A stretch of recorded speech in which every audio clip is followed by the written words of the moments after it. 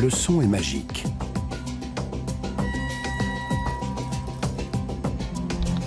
Grâce à lui, certains animaux voient et des aveugles parviennent à s'orienter. Le son peut être modifié pour améliorer la qualité de la musique. Il peut changer le goût de la nourriture, détruire des tumeurs et pourrait bientôt intervenir dans le traitement de la maladie d'Alzheimer. Enfin, il fait léviter des objets. Découvrez les propriétés extraordinaires et toute la magie du son. Regardez ces formes géométriques.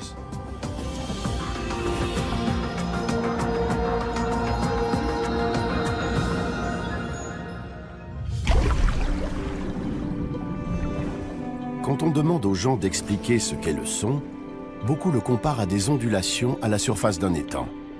C'est en fait une succession d'ondes de compression qui se propagent depuis une source. On peut représenter un son de façon graphique, mesurer sa hauteur et aussi son intensité.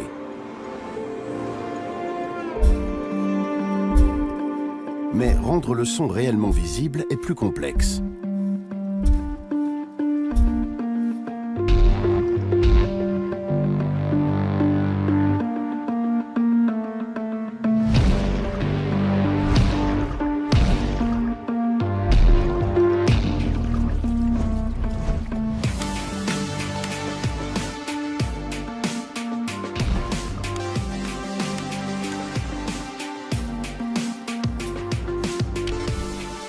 Le son interagit avec la matière de façon très surprenante.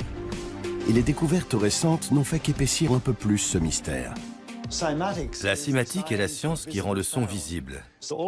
Il suffit pour ça d'une plaque de métal qu'on saupoudre de sable. Le sable est réparti de façon anarchique. On ne reconnaît pas le moindre motif. Ensuite, avec un archet de violon, je vais jouer sur le bord de la plaque. Vous voyez apparaître un magnifique dessin d'étoiles. Ce motif, c'est le son rendu visible. C'est fabuleux. Et maintenant, regardez ce qui se passe quand on fait vibrer la plaque avec un piano électronique.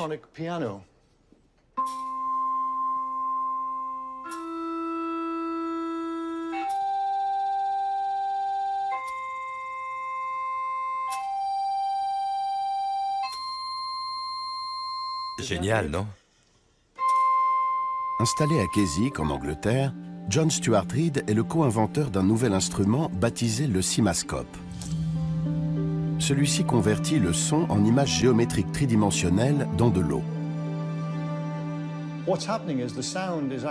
En compressant les molécules d'eau sous la surface, le son crée une sorte d'effet de lentille qui permet à la lumière de rebondir sur ces particules.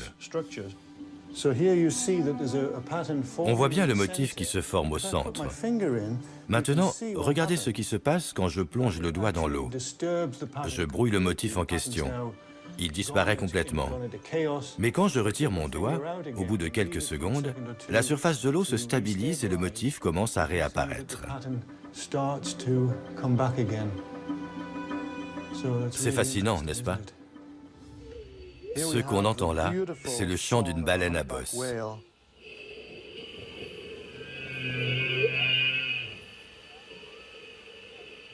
Les formes géométriques qui se dessinent sont d'une beauté captivante.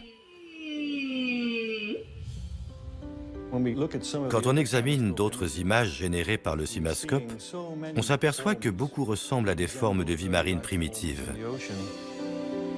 Le cimascope nous permettra peut-être un jour de savoir s'il s'agit seulement d'une coïncidence extraordinaire ou d'un nouveau chapitre de la biologie évolutive. Au fil de l'évolution, le son est devenu un système d'alerte fondamental parce qu'on entend le danger avant de le voir. C'est ce qui évite à de nombreuses espèces de se faire dévorer. Le son agit comme un système de surveillance omnidirectionnelle. L'ouïe est le sens qui ne se repose jamais. Même quand on rêve, le cerveau écoute. Quand on dort, on n'est pas réveillé par tous les sons.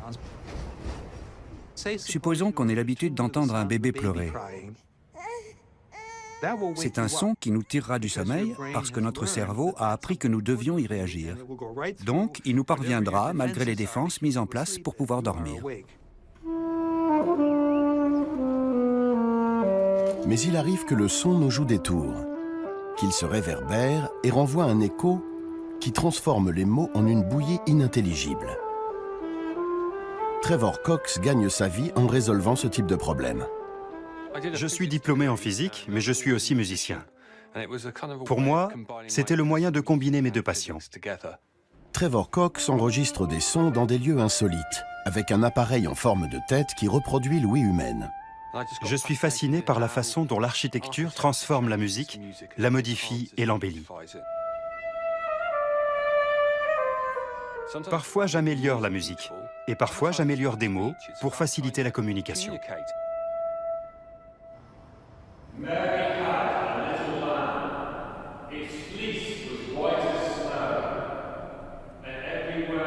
À l'hôtel de ville de Manchester, Trevor Cox nous explique pourquoi la réverbération brouille l'audition des sons.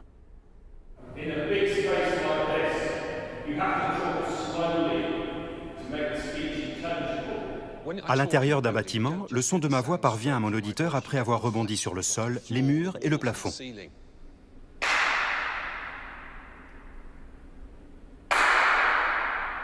Chaque réflexion parvient à l'oreille avec un léger décalage.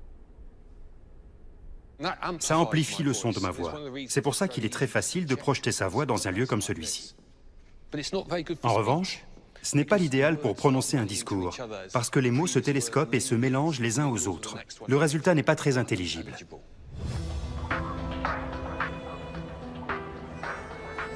La meilleure illustration de ce phénomène se trouve à Pise, en Italie, non pas dans la célèbre tour penchée, mais dans le baptistère de Saint-Jean.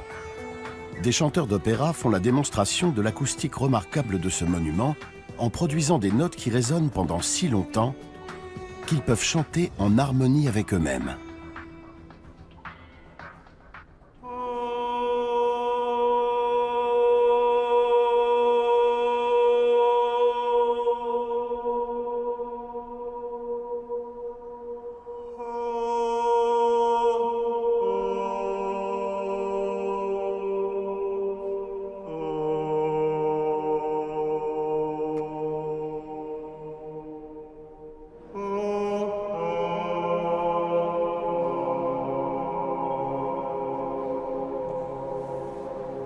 Chaque note résonne pendant pas moins de 9 secondes.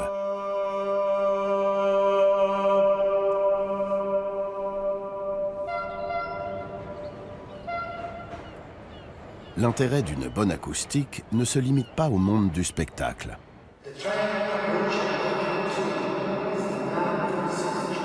Dans une gare, si les annonces sont incompréhensibles, les voyageurs risquent de rater leur train, bien sûr. Mais il y a plus grave.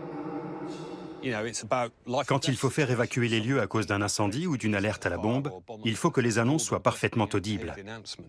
Les ingénieurs acoustiques qui travaillent dans ce studio à Manchester sont capables de nettoyer le son en créant un modèle informatique de la gare, puis en réglant le système de sonorisation ou en modifiant l'acoustique de l'édifice. On utilise des haut-parleurs directionnels dirigés vers les voyageurs et non vers les surfaces réfléchissantes du bâtiment. On peut aussi recouvrir tout le mur d'un matériau absorbant acoustique. Le train à l'approche voie 2 partira pour Milan à 9h26. Les voyageurs à destination de Milan sont priés de se diriger. En se plaçant au point d'écoute idéal de ce laboratoire, un concepteur de théâtre ou de salle de concert peut se faire une idée de l'acoustique du bâtiment avant sa construction et la comparer avec celle des meilleures salles du monde. Je vous emmène au Symphony Hall de Boston, aux États-Unis. Mary had a little lamb. His fleece was white as snow. And everywhere that Mary... Le secret du son quasiment parfait du Symphony Hall repose sur une équation mathématique énoncée par le physicien Wallace Sabine à Harvard dans les années 1890. À l'aide de grandes orgues et d'un chronomètre, Wallace Sabine avait effectué des milliers de mesures afin de calculer le rapport idéal entre le volume d'une salle et le coefficient d'absorption acoustique du matériau qui recouvrait les murs. Avec un temps de réverbération de 1 seconde 9, le Symphony Hall est considéré aujourd'hui comme l'une des meilleures salles de concert du monde.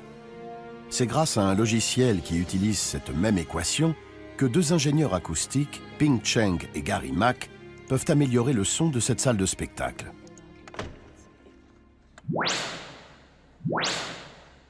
Ils mesurent tout d'abord le temps que met le son pour se réverbérer sur les murs et le plafond, en gardant à l'esprit les délais idéaux pour la voix et pour la musique. Puis, ils créent un modèle informatique de cette simulation acoustique, ce qu'on appelle une oralisation. Les murs du fond, sous le balcon, sont ceux qui vont renvoyer la réverbération la plus longue. Ce procédé leur permet d'adapter le rendu sonore de la salle en fonction de son utilisation. Ces panneaux acoustiques sont rétractables.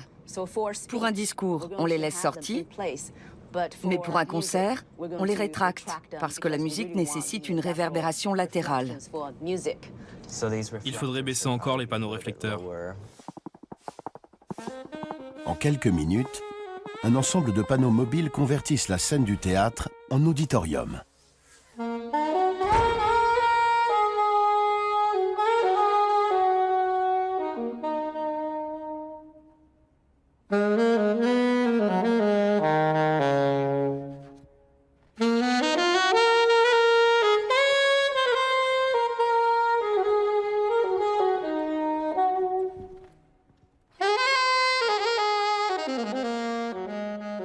L'espace a exactement l'acoustique qu'il doit avoir.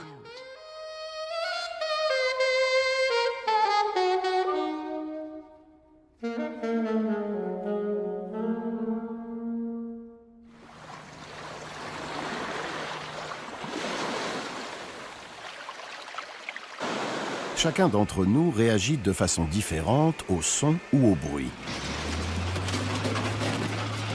Cela dépend en grande partie de notre personnalité et de la provenance des sons en question.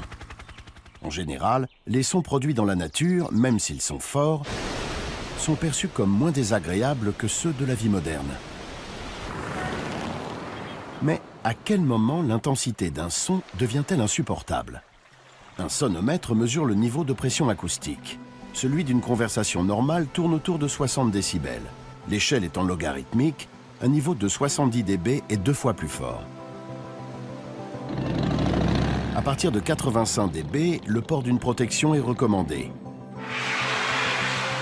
Au-delà de 90 dB, le son est nocif et une exposition prolongée peut entraîner une perte d'audition.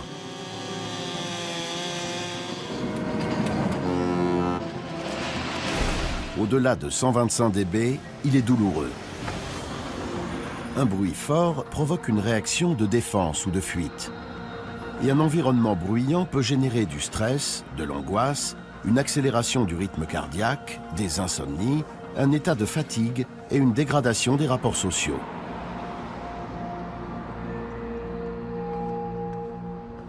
Hélène Poliakoff est psychologue à l'université de Manchester. Elle a étudié l'influence du son sur le goût de la nourriture.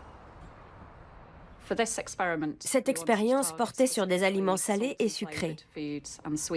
On a demandé aux participants de porter un casque audio. Pour le premier test, il n'y avait aucun bruit. Pour le second, on avait un bruit faible, de 45 à 55 décibels. Et pour le troisième, un bruit fort, de 75 à 85 décibels. Les participants devaient fermer les yeux pour ne pas voir quel aliment on plaçait devant eux. Ils le prenaient et le mangeaient. Il s'est avéré que la nourriture leur semblait moins sucrée ou moins salée quand il y avait un bruit de fond. Cela pourrait expliquer pourquoi, en avion, les plats nous paraissent souvent fades. Un bruit de fond élevé, ce qu'on appelle un bruit blanc, empêcherait donc le cerveau de traiter de façon aussi complète les autres données sensorielles. Un bruit blanc nous distrait et fait obstacle à l'analyse correcte du goût des aliments. Le goût paraît moins marqué parce qu'on est moins attentif.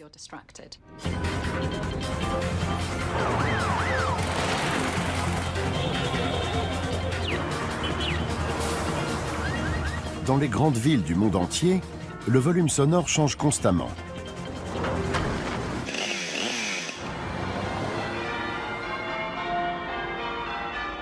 Les sons qui étaient autrefois très audibles sont aujourd'hui noyés dans le vacarme des bruits urbains. Il est magnifique ce son en plein cœur de Vancouver. Barry Truax est professeur émérite de communication acoustique à l'université Simon Fraser.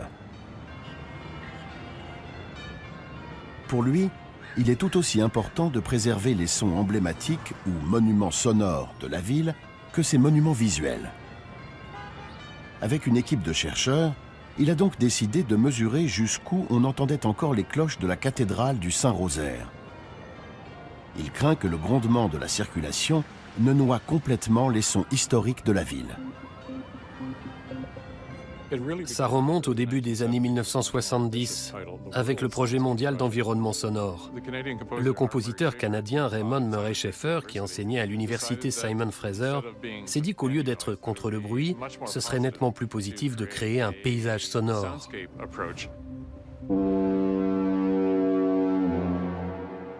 Un paysage dans lequel les signaux acoustiques deviendraient des monuments.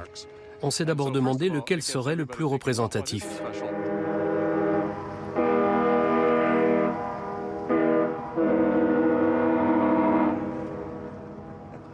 Le voici. C'est un des monuments sonores les plus caractéristiques du Canada. Les 4 premières notes de l'hymne national. Depuis près de 50 ans, ce son fait partie du paysage sonore de Vancouver. Et c'est celui qu'on associe le plus à cette ville.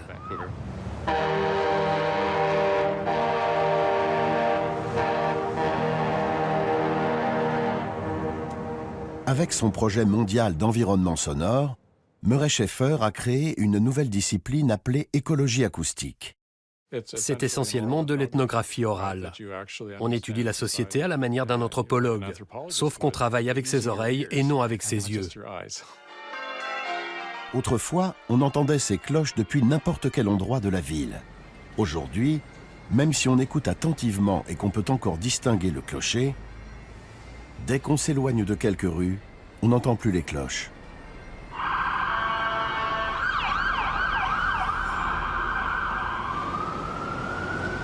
Et voilà la différence entre le monde acoustique et le monde mécanique. On n'est qu'à quelques rues.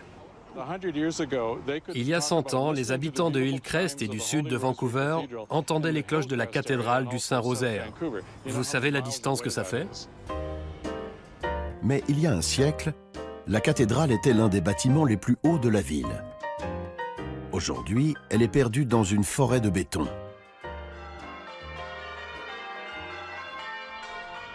Si les cloches pouvaient être entendues jusqu'à Hillcrest, à près de 4 km de là, cela signifie que le profil acoustique des cloches représente désormais moins d'1 dixième de ce qu'il était. Mais ce n'est là qu'une facette de l'histoire de la ville. Les bruits des rues de Vancouver étaient radicalement différents il y a une centaine d'années. Les rares films de l'époque, tournés depuis un tram, sont muets. Mais grâce aux techniques modernes de bruitage, il est possible de se faire une idée des bruits de la ville en 1906, quand les cloches venaient d'être installées. Je voudrais que les spectateurs rentrent dans la scène et qu'ils la vivent. Pour ça, je me suis dit qu'on devait regarder l'endroit où on se trouvait et entendre les bruits correspondants.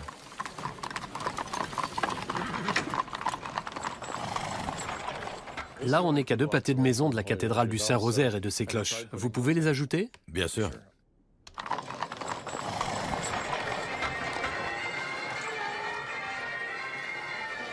Oui, parfait.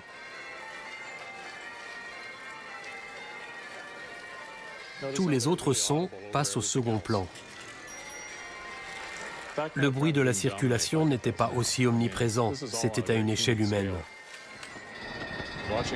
Quand on voit les gens traverser en courant, on se dit que ça devait être dangereux.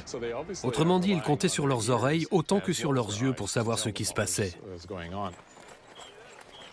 Les sons sont clairs et distincts, et aucun ne domine les autres, comme c'est le cas de nos jours. D'après Barry Truax, même si les grandes agglomérations ont toujours été bruyantes, à l'époque, le bruit était parfaitement supportable. Il suffit de se promener dans Venise pour retrouver l'ambiance sonore de nos villes avant la révolution industrielle.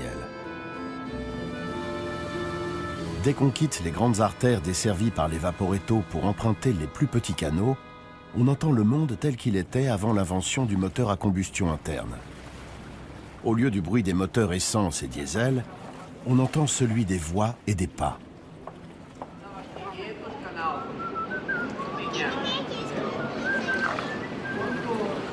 Ici aussi, certains sons jouaient un rôle inattendu dans la vie quotidienne des habitants. En fait, les gens écoutaient sans arrêt leur ville. On a été surpris d'apprendre qu'ils étaient très attentifs et que la ville leur parlait par bien des manières. Neil Atkinson est fasciné par la façon dont les sons et les bruits rythmaient la journée de travail. Bien avant la radio, la télévision, l'Internet, et même avant la construction du Saint-Rosaire à Vancouver, les cloches étaient un moyen essentiel de communication.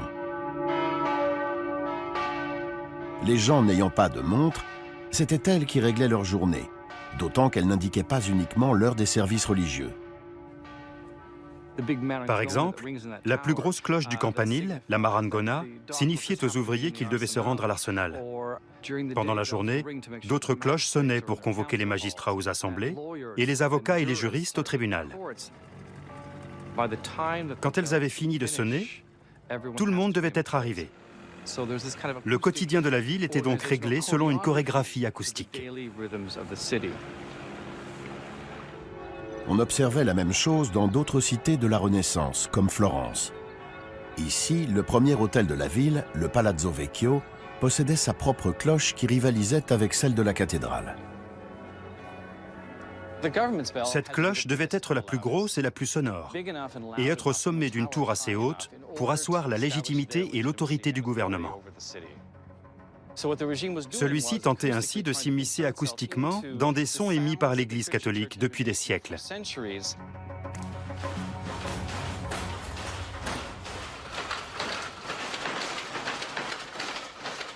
Le gouvernement et l'Église n'étaient pas les seuls à vouloir s'assurer la maîtrise des sons de la ville. En 1378, des ouvriers qui travaillaient dans la production de la laine et qui utilisaient des métiers à tisser semblables à ceux-ci se révoltent et prennent le contrôle des cloches.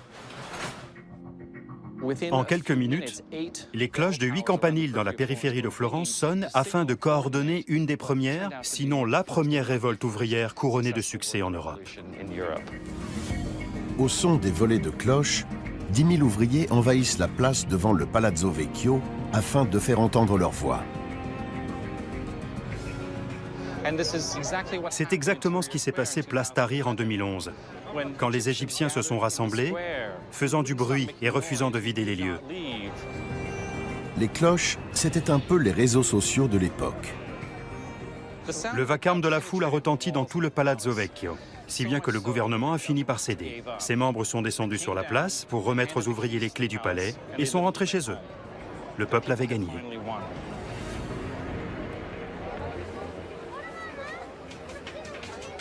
Le bruit est inhérent à presque toutes les activités humaines.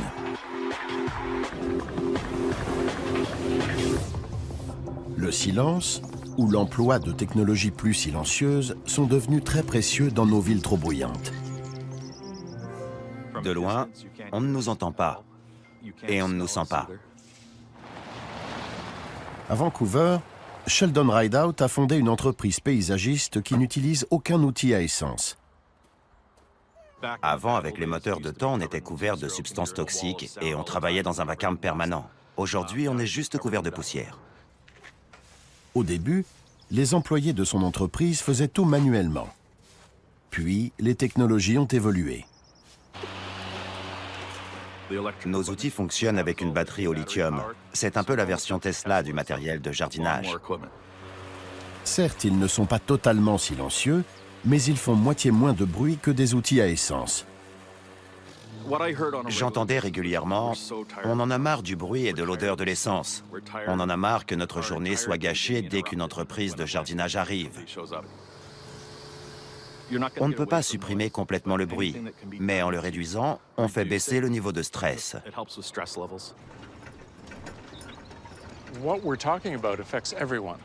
C'est quelque chose qui touche tout le monde. Même si certains disent « je suis habitué, ça ne me gêne pas », ça a toujours des effets sur les plans physiques et psychologiques, mais aussi sur le plan de la communication. Très souvent, la qualité de vie dépend du paysage sonore. Imaginez que le son soit votre meilleur outil pour trouver à manger. Votre principale méthode de survie. C'est le cas de ces chauves-souris appelées sérotines des maisons. Les chauves-souris sont des animaux extraordinaires qui font tout sans se servir de leurs yeux. James Simmons est professeur de biologie à Brown University, à Providence, dans le Rhode Island. Dans une pièce, il a installé un dédale de chêne en plastique. Avec l'aide de la chercheuse postdoctorale Kelsey Hum, il étudie la faculté des chauves-souris à s'orienter grâce au son. Son but, améliorer l'orientation par écholocation chez l'homme. Dans la nature, les chauves-souris n'ont aucun mal à se diriger entre les branches et les feuilles, tout en chassant des insectes et en volant à plusieurs mètres par seconde. Filmée par une caméra haute vitesse, l'expérience simule le milieu naturel de ces petits mammifères. On a reproduit la végétation en suspendant des chaînes en plastique noir au plafond. Sur le plan acoustique, le résultat est très similaire à un enchevêtrement de branches. Les sons émis par les chauves-souris ne rentrent pas dans la gamme des fréquences audibles par l'oreille humaine. James Simmons utilise donc un détecteur d'ultrasons pour convertir ce signal en une fréquence audible. Il s'intéresse à la façon dont le cerveau de l'animal traite les signaux sonores et effectue des calculs mathématiques complexes extrêmement rapidement. La chauve-souris émet des sons et son cerveau fait des calculs hyper rapides basés sur le temps que met l'écho d'objets éloignés à lui parvenir. Or, ce sonar est capable d'effectuer ces mesures si rapidement que l'animal voit ces objets avant d'émettre le son suivant. Nos ordinateurs numériques ne sont pas assez puissants pour ça.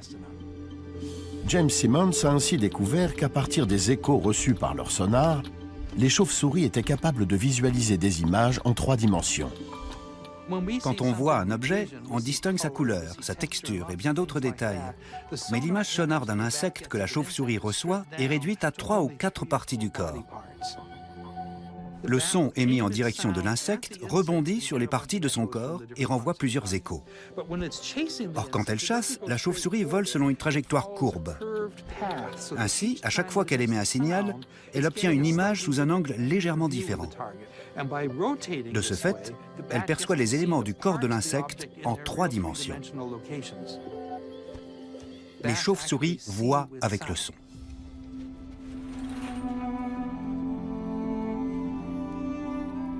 Certains humains sont capables des mêmes prouesses. Il y a un arbre là. Je vais tourner ici. À l'âge de 13 mois, Daniel Kish a perdu la vue à cause d'un rétinoblastome, une tumeur de la rétine. Instinctivement, il s'est mis à claquer de la langue afin de s'orienter grâce à l'écho, comme les chauves-souris. Ce n'est pas avec sa canne, mais avec sa bouche qu'il émet les clics que vous entendez. Après, un grand espace ouvert, mais on approche d'une construction. Il appelle cette forme d'écholocation le flash sonar. Et c'est comme ça qu'il se dirige sans rien voir. Je n'étais pas conscient de ce que je faisais. C'est simplement la conséquence de ce qui m'est arrivé quand j'étais enfant. J'obtiens une image à 360 degrés. Le toit au-dessus de nous n'est pas plein. Il y a des espaces d'ouverture, comme s'il y avait des lattes. Ce que je vois m'apparaît comme des formes géométriques floues, des images mouvantes, dynamiques. Elles ont une profondeur, un contour, une consistance, et elles me renseignent sur l'emplacement d'un objet ou sa densité. J'entends aussi ce qu'il y a au coin d'une rue ou à travers des objets. Le son est omniprésent.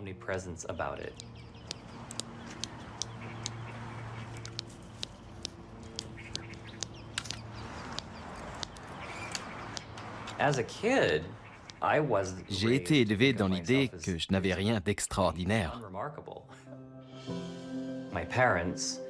Mes parents ont toujours insisté sur le fait que j'étais un enfant comme les autres. Daniel apprend à faire du vélo à 6 ans. J'ai appris à cliquer comme un fou pour pouvoir faire du vélo dans le quartier. Quand je rentrais dans un poteau, mes parents n'en faisaient pas un drame. Ce n'était pas marrant comme expérience. Mais s'ils ne m'avaient pas laissé faire, là, ça aurait été une catastrophe. Montrer qu'il peut rouler à vélo est devenu pour lui une façon de sensibiliser le grand public au fait que le cerveau s'adapte et que les individus sont capables de faire bien plus de choses qu'ils ne le pensent.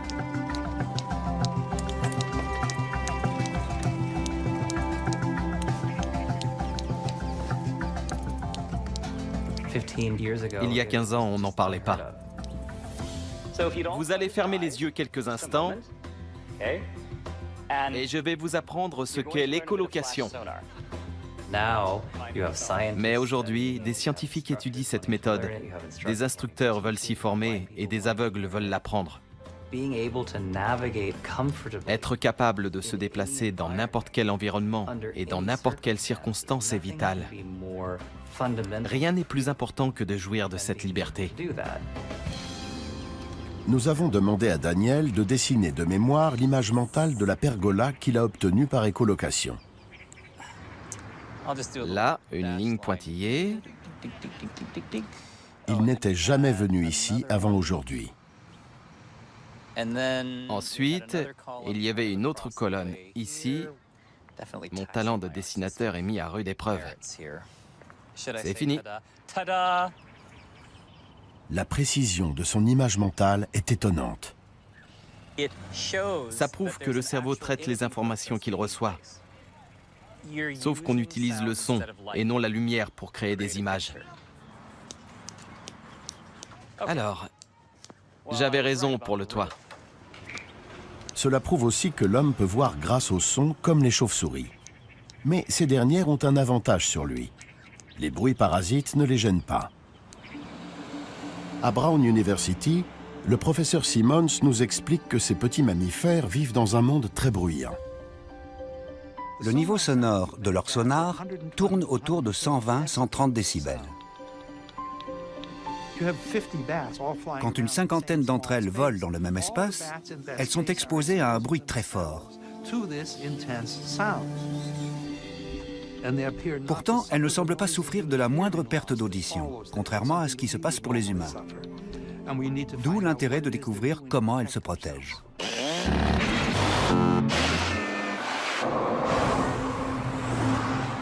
Chez l'homme, il peut arriver que des bruits intenses provoquent des dégâts irréversibles à l'oreille interne.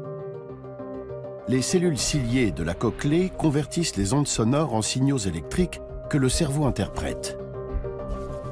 Les cellules les plus susceptibles d'être détruites par une exposition au bruit sont celles qui font office d'amplificateurs des sons faibles. Quand on souffre d'une perte d'audition, les cellules ciliées externes de la cochlée sont endommagées. Le son n'est plus amplifié. C'est comme si le bouton qui permet de monter le volume sur une chaîne stéréo était cassé. Mais la perte d'audition liée à une exposition au bruit n'est qu'une partie du problème. Lorsque nous vieillissons, le cerveau traite les informations auditives beaucoup moins rapidement. Il devient plus difficile de comprendre ce que les autres disent. Ce n'est donc pas uniquement une question de volume. Notre appareil auditif est capable de repérer les micro-intervalles dans un discours. Prenons un exemple simple, say et stay. La différence entre les deux est l'intervalle infime qui se produit au moment où le T est prononcé. Voici les résultats d'électroencéphalogramme. À droite, il y a un intervalle de 16 millisecondes sur le T de stay, le temps qu'il faut au cerveau pour traiter le son. Dans le cas d'une perte d'audition liée à l'âge, ces intervalles sont plus difficiles à détecter. Résultat, les T et d'autres consonnes sont brouillées. On distingue bien les voyelles A, E, I, O, U, mais pas les consonnes qui sont avant et après. À l'Université de Floride du Sud, à Tampa, des chercheurs effectuent des essais sur un nouveau médicament. Une étude menée d'abord sur des souris a démontré qu'il améliorait la perception du son par la stimulation de canaux nerveux dans le cerveau. Ces petits canaux transportent du potassium. Le fonctionnement des cellules nerveuses repose sur la bonne concentration de cet élément. Le médicament ouvre les canaux potassiques qui participent au traitement des signaux sonores. Avec l'âge, le nombre de ces canaux diminue. Ce médicament renforcera l'efficacité de ceux qui restent. On va procéder à un électroencéphalogramme. Après le succès des essais effectués sur des souris, la FDA, l'administration américaine des aliments et des médicaments, a autorisé les essais cliniques de phase 2 sur l'homme. On pose un casque à électrode sur le patient, puis on va lui faire écouter différents sons afin d'établir ce qui change dans le traitement central des informations auditives. Les scientifiques sélectionnent des candidats pour les essais cliniques. Ils cherchent des patients qui ont du mal à détecter les intervalles de son, à entendre les consonnes et comprendre les mots, en particulier dans un environnement bruyant. Dès que vous entendez un bip aigu, je voudrais que vous appuyiez sur la barre d'espacement, d'accord? Le médicament est censé rendre les mots plus intelligibles, pas plus audibles. Ce serait une grande réussite si on parvenait à améliorer leur capacité à entendre une conversation, surtout quand il y a un fort bruit de fond. Ainsi, une pilule pourrait peut-être bientôt corriger la perte d'audition. L'avenir du son lui-même semble relever de la magie. Des scientifiques ont réussi à faire léviter des objets placés au centre d'un ensemble de 4 haut-parleurs, disposés face à face par paire. Ce dispositif permet de créer ce qu'on appelle des ondes stationnaires, qui maintiennent ces objets en l'air. Cette découverte pourrait avoir des applications aussi diverses que les graphiques flottants en 3D, la microgravité et la recherche pharmaceutique. Le son a déjà révolutionné la médecine depuis que des chercheurs du Brigham and Women's Hospital de Boston ont couplé un IRM à un appareil à ultrasons. Toutes les femmes enceintes connaissent au moins une des applications de l'imagerie par ultrasons, l'échographie. Mais cette équipe se sert du son pour brûler des tumeurs. C'est une forme remarquable de chirurgie non invasive. Bien, nous allons entamer la procédure sur votre fibrome utérin. On focalise le faisceau d'ultrasons sur les tissus de la même façon qu'on concentre les rayons du soleil avec une loupe. Les ondes sonores provoquent alors une vibration localisée des molécules tissulaires. À son tour, la vibration entraîne un échauffement qui détruit les cellules de la zone ciblée. La thermométrie est ici un facteur essentiel et l'IRM est le seul appareil d'imagerie qui permette un contrôle aussi précis. Les changements d'intensité du signal sont visibles en temps réel. Cette zone est devenue blanche. Ça m'indique que c'est à cet endroit du fibrome que l'énergie est concentrée. Dès qu'on dépasse le seuil de 55 degrés, les cellules sont détruites. L'utilisation de faisceaux d'ultrasons contrôlés par IRM peut également soulager la douleur dans les cas de cancer des os. Et les chercheurs effectuent actuellement des essais cliniques, entre autres sur les cancers de la prostate et du sein. L'essai clinique le plus prometteur pour l'instant est celui mené pour arrêter les tremblements incontrôlés. C'est-à-dire quand les patients tremblent comme ceci. De fait, ils sont incapables d'écrire ou de manger seuls. En ciblant la zone concernée du cerveau, cette technique stoppe immédiatement les tremblements. On peut donc approcher de la tête du patient un transducteur, grâce auquel les ultrasons pénètrent dans le cerveau de manière non invasive. Cela va permettre des applications passionnantes. À Brisbane, en Australie, on teste une autre forme d'ultrason dans le cadre du traitement de la maladie d'Alzheimer. Jürgen Goetz et Gerhard Leinenga ont conçu une expérience sur des souris nées avec une mutation génétique qui entraîne une production de plaques séniles, caractéristique de la maladie d'Alzheimer. Les souris étant des animaux naturellement curieux, les souris normales explorent les 3 branches de ce labyrinthe en Y. En revanche, celles atteintes de la maladie d'Alzheimer ne se rappellent pas par quels endroits elles sont déjà passées et ont tendance à explorer inlassablement la même zone. Des pulsations ultrasonores ouvrent délicatement une brèche dans la barrière qui protège le cerveau contre les infections. Cela permet à une protéine du sang de stimuler les cellules du système immunitaire qui vont alors éliminer les dépôts de plaques séniles. Comme on envoie des ultrasons sous forme de pulsations, les tissus ne sont pas chauffés. Quand on les remet dans le labyrinthe en Y, les souris qui ont été traitées l'explorent entièrement, comme les souris saines. On a constaté qu'il y avait eu une restauration de la fonction mémorielle et qu'on retrouve le même niveau que chez les souris qui ne souffrent pas de la maladie d'Alzheimer. J'ai donc bon espoir qu'on puisse bientôt utiliser cette thérapie pour l'homme.